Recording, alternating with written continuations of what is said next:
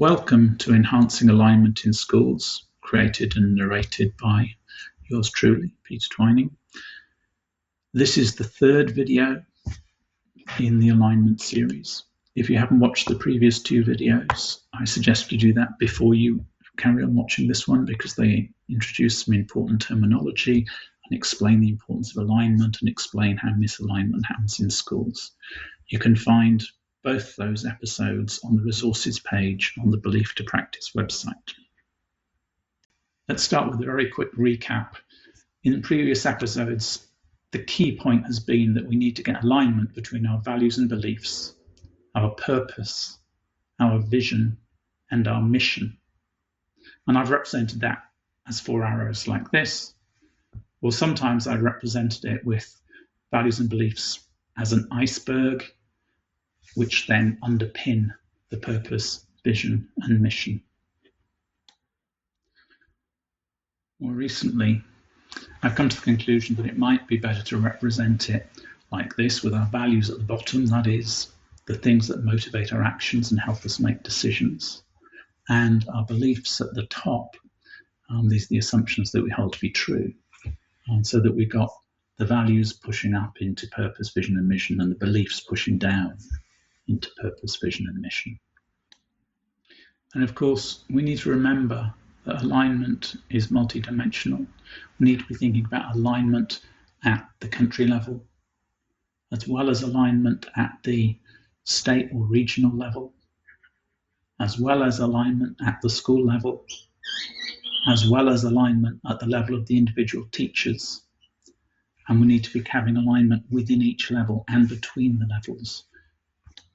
My focus in this episode is on getting alignment between our beliefs about how people learn and how we support that learning. So I'm focusing in on pedagogy. I'm focusing in on our pedagogical stance, that is, our beliefs about how people learn, which learning theory we believe in, and getting that aligned with our pedagogical practice, the ways in which we support learning. When I talk about pedagogical alignment, I'm making the assumption that our belief about how people learn should align with how we support that learning. In other words, our pedagogical stance should align with our pedagogical practice. Now, it's really important. I'm talking here about how we learn. I'm not talking about teaching strategies. And very many people, Guy Claxton with Learning Power and John Hattie, when he talks about learning insights, they're talking about strategies for supporting learning. They're not talking about fundamentally how learning occurs. It's a really important distinction. So I'm talking about learning theories. Theories that explain how people learn. I'm drawing heavily on Patricia Murphy's innovative pedagogy framework. You can see the entire framework at the halfbaked.education website.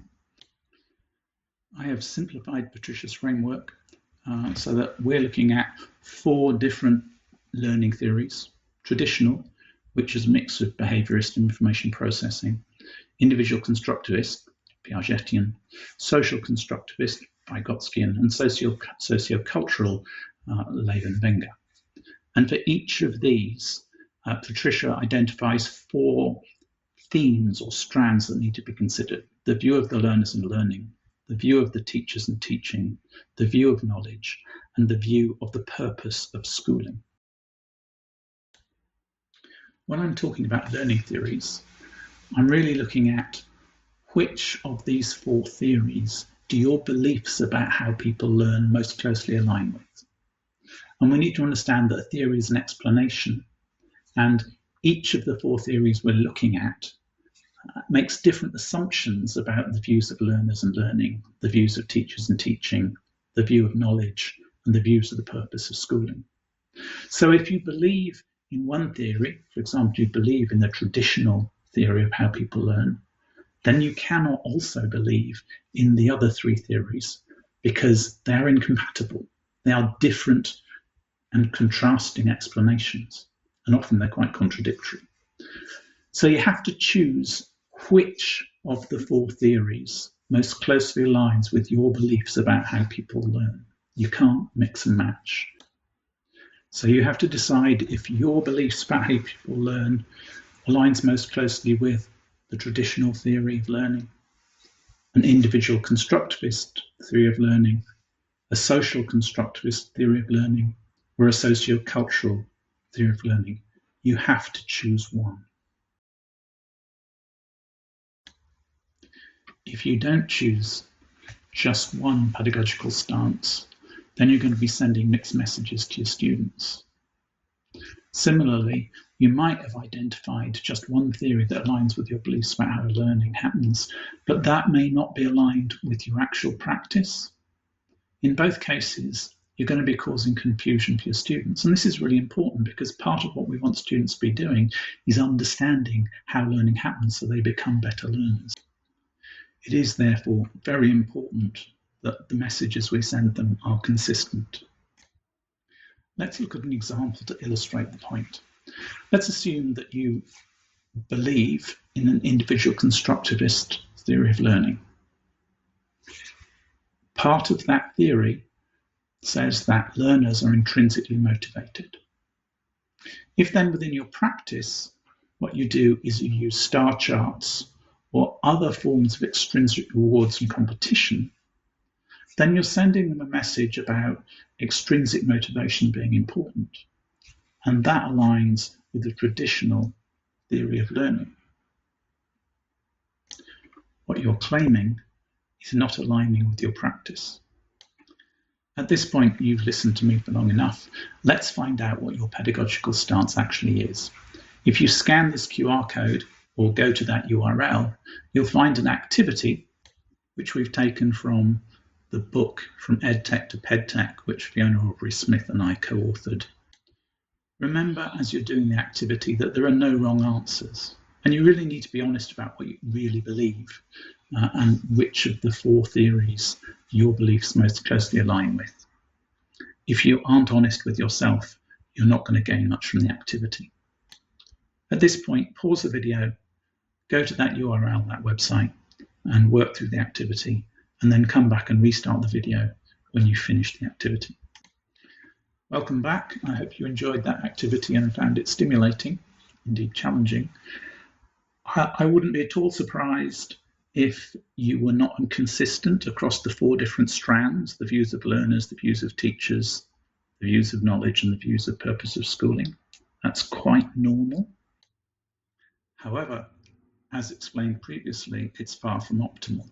So what can you do about it? I think the key thing is to engage in dialogue with colleagues about your beliefs about how people learn and to explore the evidence that underpins those different beliefs. And you might well find it useful to work through some of the other activities within the book From EdTech to PedTech, which would support those sorts of dialogues and really get you exploring not only what your pedagogical stance is, but also the degree of alignment between your pedagogical stance and your pedagogical practice. That concludes this third episode in the series on alignment in schools. You can find this and the other episodes on the resources page on the Belief to Practice website. I'm Peter Twining. You can contact me via the contacts page on the Belief to Practice website or through LinkedIn. I'd love to have your feedback on any of the videos in the series. Thank you for engaging with me, and I look forward to hearing from you.